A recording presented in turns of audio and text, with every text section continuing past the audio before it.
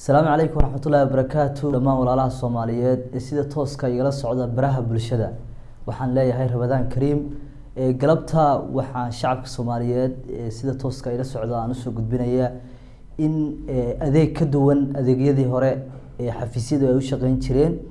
مادام مدو تطبيق وان عشية كبضان با لغو دونو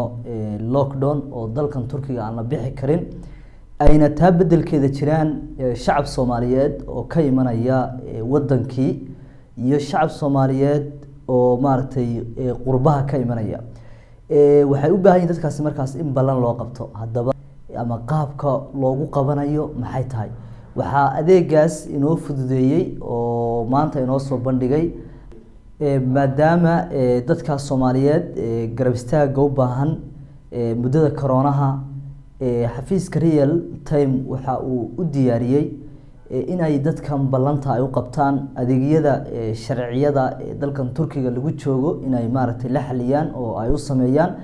taasoo marka iyagu gurigaaga intay balanta ku soo qabtaan faylkaagi oo dhameystiran ay gurigaaga ku keenayaan waxay kale oo ku soo kordhiyeen xafiisku ku soo kordhiyay in ay airport ko kale ay ka soo qaadayaan iyagu oo ku keenayaan gurigaaga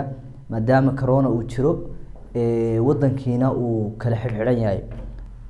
waxay kale oo ay sida ay sheegeen ay qaban doonaan shacabka Soomaaliyeed ay ugu bushaareynayaan in wixii arrimo oo safaaradaha kaaga xidhmana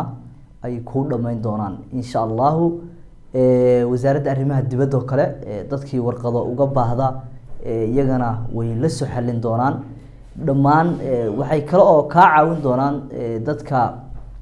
sharciyada loo diiday kuwa sifaha sharciga ah sharcigoodu uu saxan yahay hadii aad tahay Soomaali Djibouti oo dalka Djibouti aad ka timi iyo hadii aad ka timi ismaamulka Soomaalida Ethiopia iyo hadii aad jamhuuriyadda Soomaaliya ka timi intaba waxay kugu shaqeynayaan gacmo furan